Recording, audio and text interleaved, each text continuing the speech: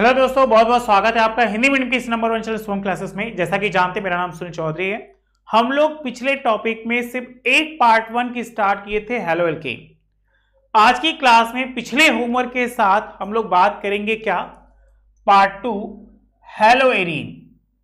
अगर halo alkane की बात करेंगे तो वो स्पेशली खुली श्रृंखला को व्यक्त करता है, और हेलो एरीन की बात करेंगे तो वो खुली श्रृंखला के साथ साथ बंद श्रृंखला को भी व्यक्त करता है।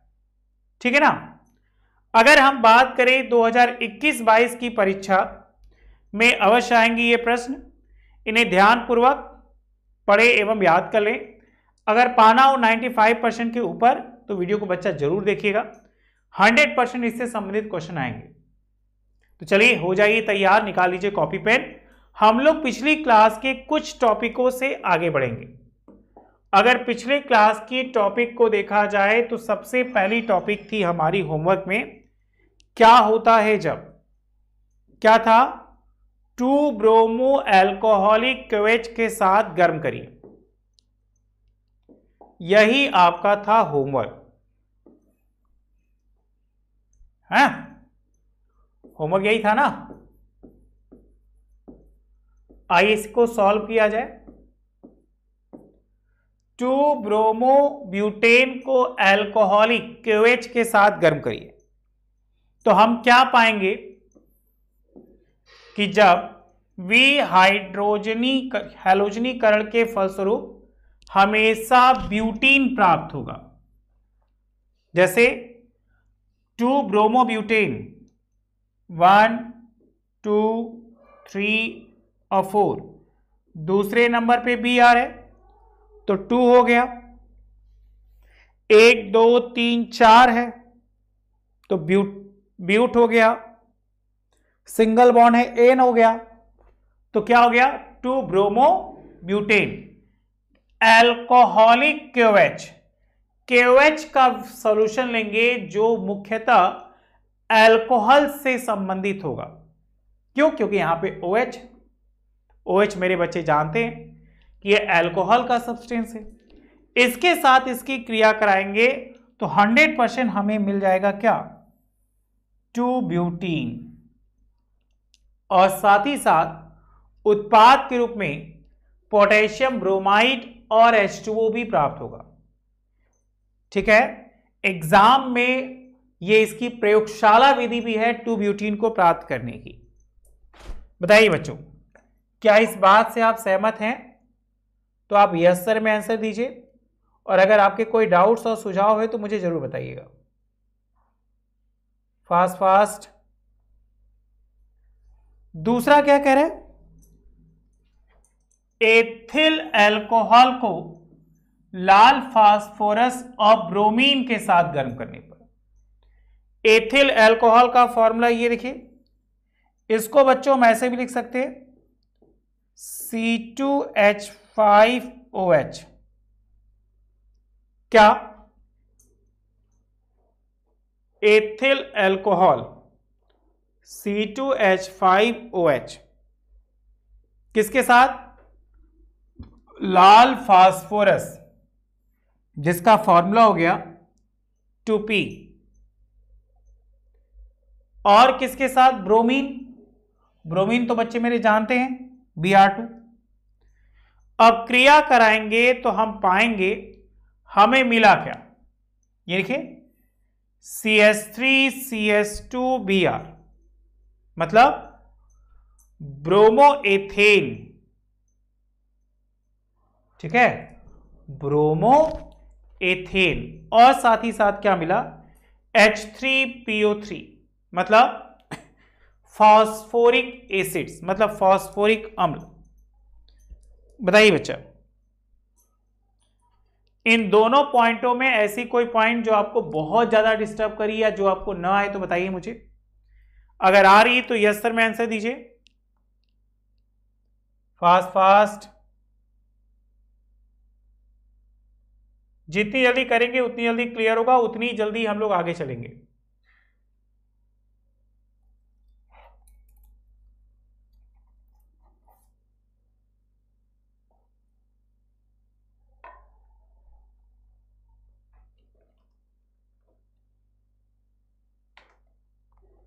हो गया, गुड। आइए हम लोग आगे बढ़ते हैं। नेक्स्ट हो जाइए तैयार। आज की टॉपिक हमारी थी हैलोएरीन। हैलोएरीन को ध्यान में रखा जाए तो हैलोएरीन एक बंद श्रृंखला को दिखाता है। देखिए, अब तक हम लोग हैलोएल्केन की बात किए थे जो खुली श्रृंखला थी। आज की टॉपिक हमारी हैलोएरीन है जो मुख्यतः बंद श्रृंखला को दिखाती है। किसको? एरोमेटिक यौगिक। एरोमेटिक यौगिक की बात करें तो क्या? मुख्यतः बेंजीन युक्त यौगिक।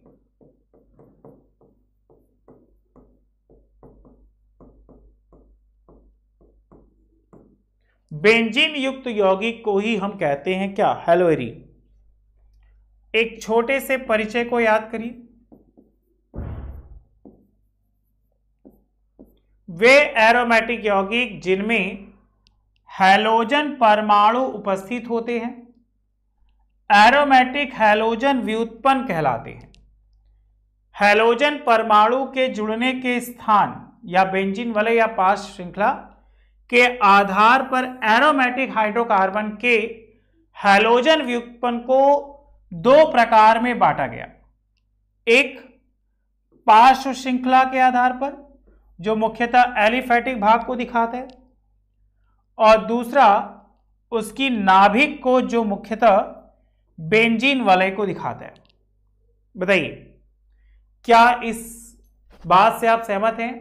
जो बच्चे इसको कॉपी नहीं किए हैं, बच्चा वो 100% कॉपी कर लीजिएगा, क्योंकि यही छोटी छोटी बातें हम लोग के एग्जाम में पूछी जाती है और हम लोग को उस समय याद नहीं होता। तो ये याद करने का बेस्ट तरीका है, अगर आप इसको ध्यान से देख ले, पढ़ ले तो ठीक है।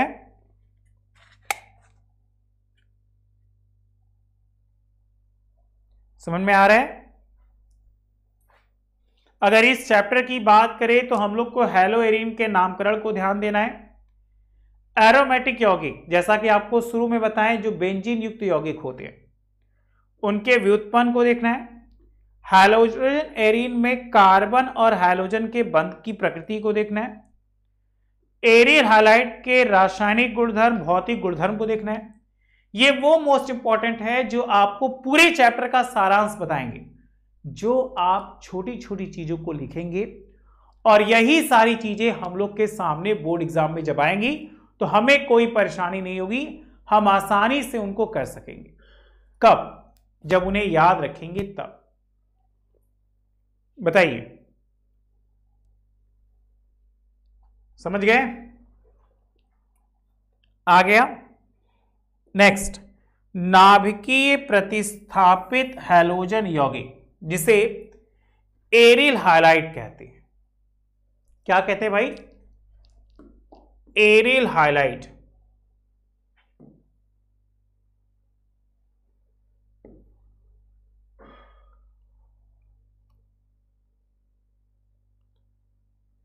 यही चीज क्लासरूम में हम आपको समझा रहे थे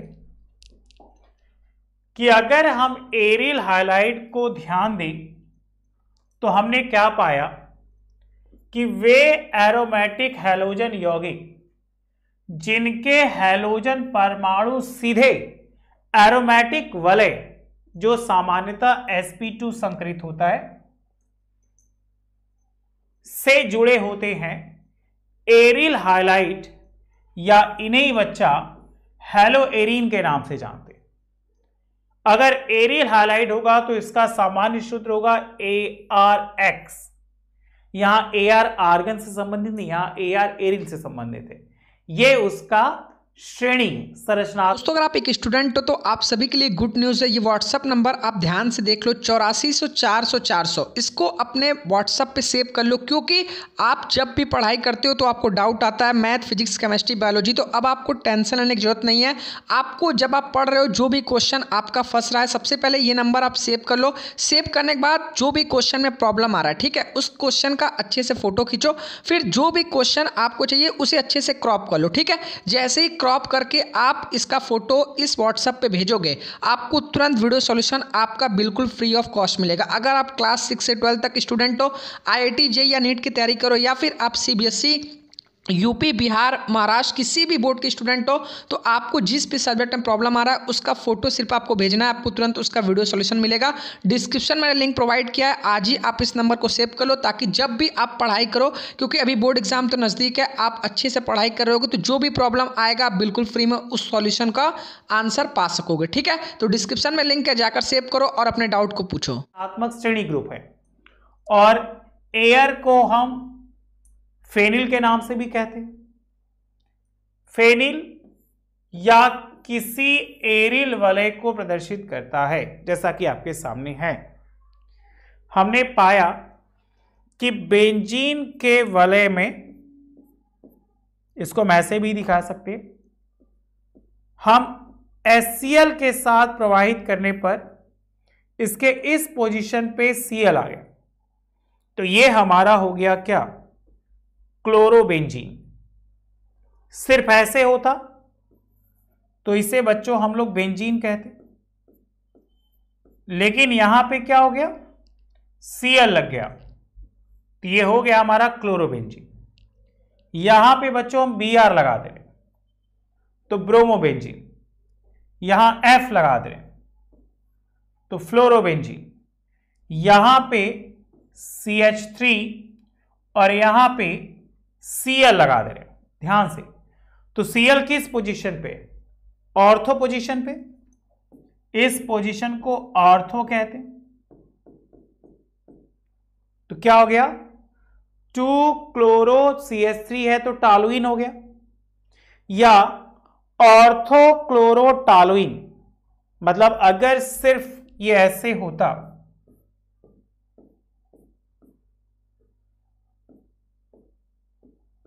तो इस पोजीशन को ही हम कहते हैं क्या, टालुइन। बताइए,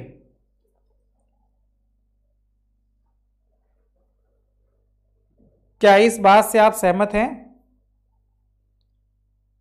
ये चीजें आपको समझ में आ रही हैं?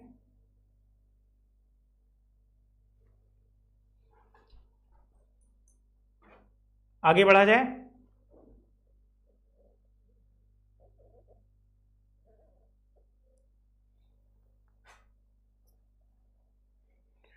क्लोरोबेंजीन, ब्रोमोबेंजीन, फ्लोरोबेंजीन, 2 क्लोरोटालुइन और टालुइन। उसी तरह थोड़ा सा हम अगर और आगे चले तो देखिए 2 क्रियात्मक समूह और दिए हैं। क्या ये पहली पोजीशन पे था तो 1 क्लोरो, Cl है बेटा तो क्लोरो हो गया, और NO2 है तो उसे नाइट्रो कहेंगे। मतलब ये हमारा जो है वो क्लोरो है और ये हमारा जो है वो नाइट्रो है,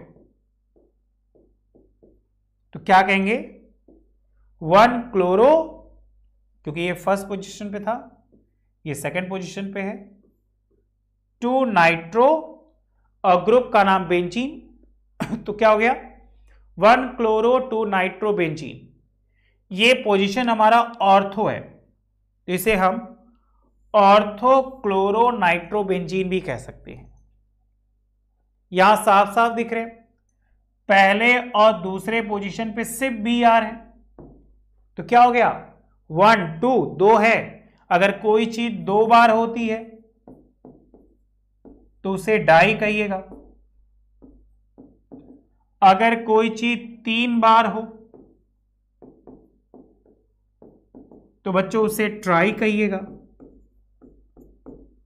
अगर कोई चीज 4 बार हो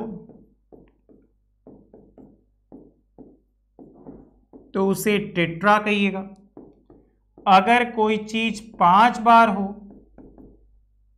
तो उसे आप पेंटा कहिएगा। 2 बार, 3 बार, 4 बार, 5 बार। तो हम एक बार को भी याद कर ले भाई, अगर एक बार हो तो क्या कहेंगे, एक बार हो तो बच्चों उसे मोनो कहिएगा। मतलब मोनो, डाई, ट्राई, टेट्रा और पेंटा।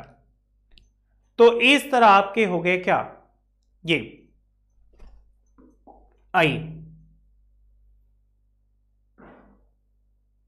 इसको अगर आप समझ गए तो 100% आपको बता रहे हैं, आपको इस चैप्टर में किसी भी प्रकार की कोई समस्या नहीं होगी। ध्यान दीजिएगा, हम लोग के पास जो है वो है एरिल हाइलाइट, मतलब हेलो एरीन। अब हेलो एरीन के दो संरचनाएं व्यक्त करती हैं, एक सामान्य अभिक्रिया, दूसरी इलेक्ट्रॉन स्नेही अभिक्रिया या इलेक्ट्रॉन स्नेही प्रतिस्थापन अभिक्रिया। अगर हम बात करें सबसे पहला धातुओं के साथ जैसे कोई भी धातु ले लो, Fe ले सकते हो, Mg ले सकते हो, एल्युमिनियम ले सकते हो, कोई भी धातु अगर आप पाओगे तो बहुत सारे धातु हैं, तो कोई भी धातु को आप ले लीजिए। तो ये धातुओं के साथ क्रिया करके एक यौगिक का निर्माण करते हैं जिसे कार्बधात्विक यौगिक कहते हैं। उसी तरह अगर हम वुड्स फिटिंग अभिक्रिया तथा फिटिंग अभिक्रिया की बात करेंगे तो हम क्या पाएंगे, सोडियम या शुष्क ईथर के साथ ये एरोमेटिक हाइड्रोकार्बन का निर्माण करते हैं। ठीक है, और एक अभिक्रिया और है जिसे उल्मान अभिक्रिया के नाम से जानते हैं, इसके साथ भी ये क्रिया करके एरोमेटिक हाइड्रोकार्बन का निर्माण करते हैं, और एरोमेटिक हाइड्रोकार्बन को ही कहा जाता है क्या, बेंजीन व्युत्पन्न। आइए थोड़ा सा चर्चा इधर किया जाए। अगर हम लोग के पास इलेक्ट्रॉन स्नेही प्रतिस्थापन अभिक्रिया है तो इसमें मुख्यतः आती है हैलोजनीकरण। हैलोजनीकरण मतलब हैलोजन युक्त यौगिकों से निर्माण। जैसे आप देख सकते हैं कि यहां पे एक हैलोजन समूह है, मुझे नहीं बोला कि कौन है, फ्लोरीन है, क्लोरीन है, ब्रोमीन, आयोडीन है, तो यहां से डिनोट कर दिए हम क्या, एक्स से। सेम यहां भी एक्स। दो हैलोजन के वाहक थे तो ये ऑर्थो और ये मेटा की पोजीशन पे। नाम में हैलोजनीकरण मतलब बेंजीन की क्रिया हैलोजन समूहों से। नाम में नाइट्रीकरण तो बेंजीन की क्रिया नाइट्रिक अम्ल या H2SO4 से। ज्यादातर नाइट्रिक अम्ल याद रखो वरना कंफ्यूज हो जाओगे। जब सल्फोनीकरण की बात होगी तो याद रखिएगा H2SO4। ये कुछ छोटे छोटे फंडे हैं जिनको आप अच्छे से याद कर लीजिए।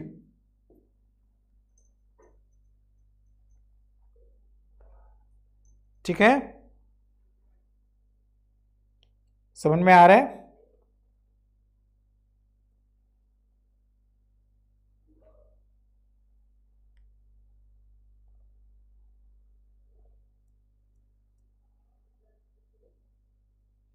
इसके बाद है इलेक्ट्रॉन स्नेही प्रतिस्थापन अभिक्रिया। क्या है, जब OH के साथ 300 डिग्री सेल्सियस ताप और दाब के साथ क्रिया कराएंगे तो एक हाइड्रोक्सी बेंजीन ग्रुप बनेगा OH।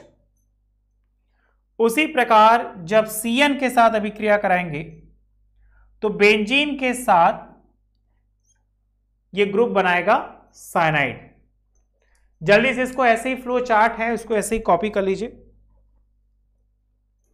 फास्ट बेटा फास्ट, जितनी जल्दी करेंगे उतनी जल्दी क्लियर होगा, उतनी जल्दी हम लोग आगे चलेंगे।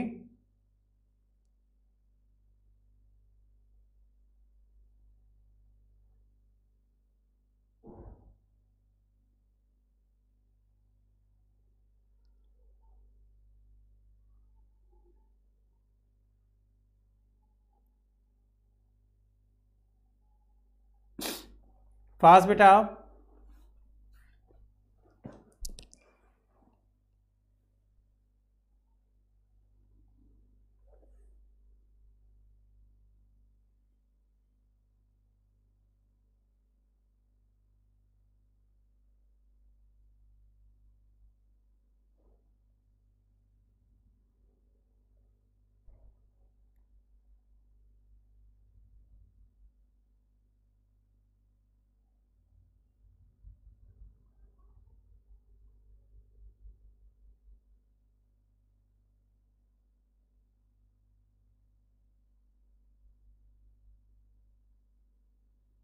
आगे बढ़ा जाए, चलिए।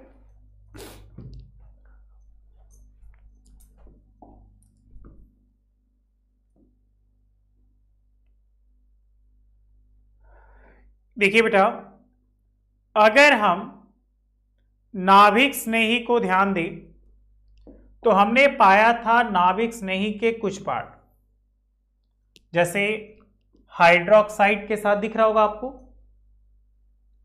साइनाइड के साथ और एमीन NH2 के साथ। तो जब हाइड्रोक्साइड के साथ 300 डिग्री सेल्सियस ताप पर गर्म करते हैं और साथ ही साथ NaOH को रखते हैं तो हम लोग को मिलता है फिनॉल, या इसे ऑर्थोफिनॉल के नाम से भी जानते हैं। उसी तरह NH2 के साथ मतलब जनी NH3 और ताप 200 डिग्री सेल्सियस रखिएगा तो आपको क्या मिलेगा, ऑर्थो एनिलीन, ठीक। और यहां पे ऑर्थोसाइनोबेंजीन, ऑर्थोसाइनोबेंजीन। बताइए क्या इस लाइन से आप सहमत हैं? ये चीजें क्लियर हो रही हैं? हो रही हैं तो यस सर में आंसर दीजिए और जल्दी जल्दी कॉपी करिए बच्चा।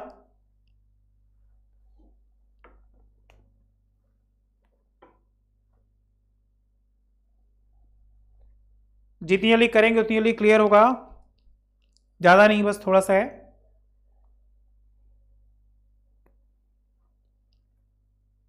सल्फोनीकरण समझ में आया? फ्रीडल क्राफ्ट समझ में आया? देखिए फ्रीडल क्राफ्ट में सामान्यतः लुईस अम्ल भी पूछा जाता है। आपको जितने भी हम फॉर्मूले बता रहे हैं इनको बच्चा जरूर कॉपी में बनाइएगा। और आपको बता दें सबसे ज्यादा प्रॉब्लम आपको इसी में होगी, क्या कि समीकरण को कैसे बनाएंगे, समीकरण को कैसे याद रखेंगे। और यही छोटे छोटे समीकरण आपको आपके एग्जाम में अच्छे मार्क्स दिला के जाएंगे, ये गारंटी है, ठीक है। तो फ्रीडल क्राफ्ट ये ऐसे हो गया, यहां पे इसको ऐसे ड्रॉ कर लीजिए।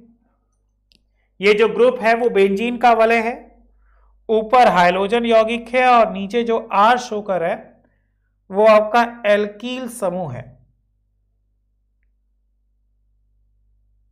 क्या है? एल्कील समूह।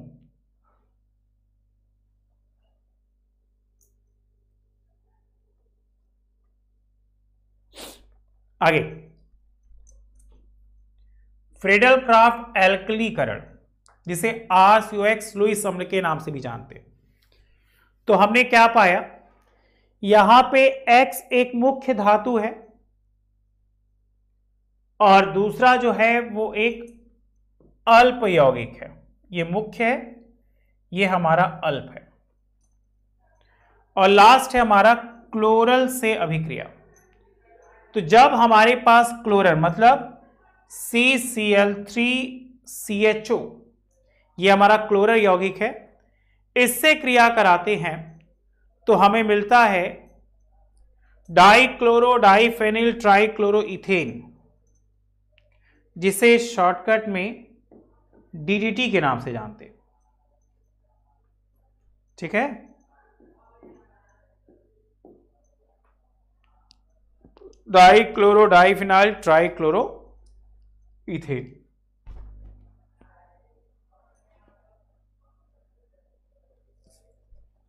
फास्ट बेटा फास्ट।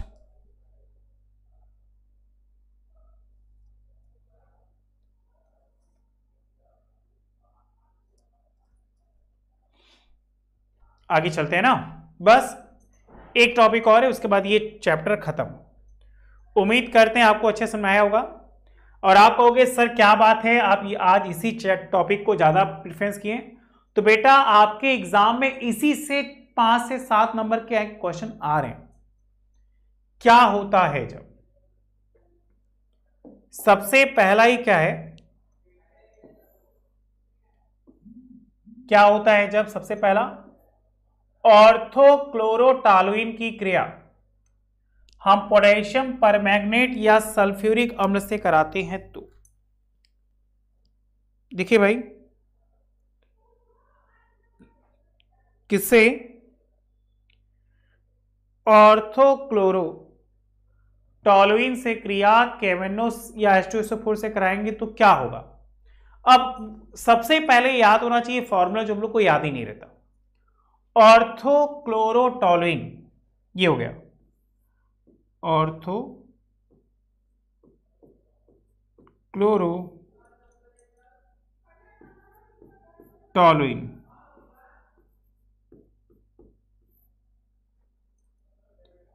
इस पोजीशन को ही कहते बेटा ऑर्थो। ठीक, किसके साथ क्रिया? KMnO4 या H2SO4 की उपस्थिति में। तो क्या बनेगा? ऑर्थोक्लोरोबेंजोइक अम्ल। मोस्ट इंपॉर्टेंट, आप देखोगे यही वाला जो है समीकरण हर बार एग्जाम में पूछ लिया जाता है। ठीक है,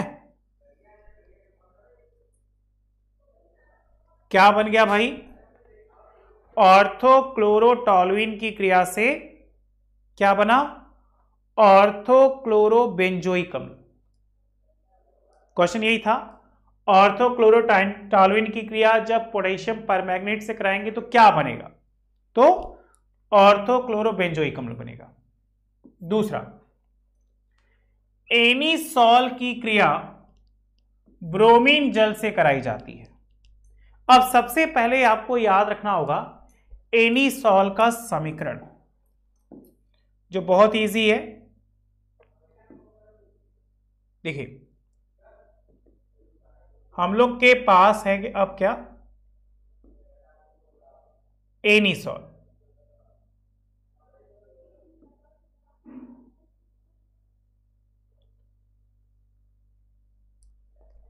एनीसॉल का फॉर्मूला आप देखिए,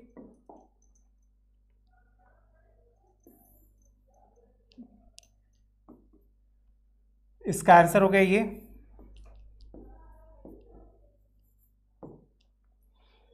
ये हमारा एनीसॉल हो गया।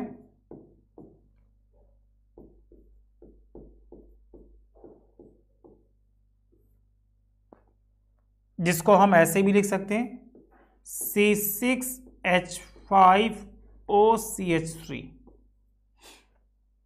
इसकी क्रिया हम ब्रोमीन जल के साथ करा रहे हैं, तो Br2 H2O Br, तो क्या बना? 2,4,6 ट्राइब्रोमो एनीसॉल। मतलब 1 2 3 4 5 6, 6 पे Br, 2 पे Br, 4 पे Br। तो क्या हो गया भाई? 2,4,6 ट्राई 3 बार था, जैसा कि आपको बताया 3 बार है तो ट्राई होना चाहिए, ट्राइब्रोमो और OCH3, तो ये क्या? एनीसॉल। क्लियर? आगे बढ़े, चलिए तीसरा हम लोग के पास है 2,4,6 ट्राई नाइट्रोक्लोरोबेंजीन को हल्का गर्म करें तो क्या मिलेगा? अब 2,4,6 का फॉर्मूला हो गया ये 2,4,6 ट्राई नाइट्रोक्लोरोबेंजीन, ये देखिए, और 2,4,6 ट्राई नाइट्रो को गर्म करेंगे तो क्या मिलेगा? 2,4,6 ट्राई नाइट्रोफिनॉल। मतलब आपको बता दे बच्चा, ये क्लोरोबेंजीन से पिक्रिक अम्ल बनाने की भी प्रयोगशाला विधि है। ठीक है, और चौथा और लास्ट है, चौथा कह रहा है क्लोरोबेंजीन को ईथर की उपस्थिति में सोडियम के साथ गर्म करें तो क्या होगा? तो जब क्लोरोबेंजीन को सोडियम के साथ गर्म करेंगे तो क्या मिलेगा? डाइफेनिल। बताइए, उम्मीद करते हैं हमारे सारे बच्चों को क्या होता है जब वाला कॉन्सेप्ट बहुत अच्छे से आया होगा। इसीलिए देखिए, हम आपको कुछ चीजें बता दे रहे जो आपके एग्जाम में 100% आएगी। अगर आप ये छोटी छोटी बातें याद रखेंगे तो आप एग्जाम में कभी भी फेल नहीं होंगे। ठीक है, ये आपका जो है वो एरियल हाइलाइट का समीकरण था। अगर इसको याद कर लेंगे तो इससे बाहर कुछ भी नहीं आएगा। सबसे ज्यादा इंपॉर्टेंट क्या होता है जब, और ये वाला कैसे प्राप्त करेंगे, ये वाला कॉन्सेप्ट आप याद रखेंगे तो 100% बता रहे हैं आपके बोर्ड एग्जाम में आपके मार्क्स बहुत अच्छे आएंगे। ठीक है, आज के इतना ही। Thank you so much, bye bye. घर पर रहिए, स्वस्थ रहिए, मस्त रहिए और आसानी से इस छोटी छोटी चीजों का नोट्स बनाइए और 100% निश्चित सफलता पाइए। ठीक है, चलो बाय बाय।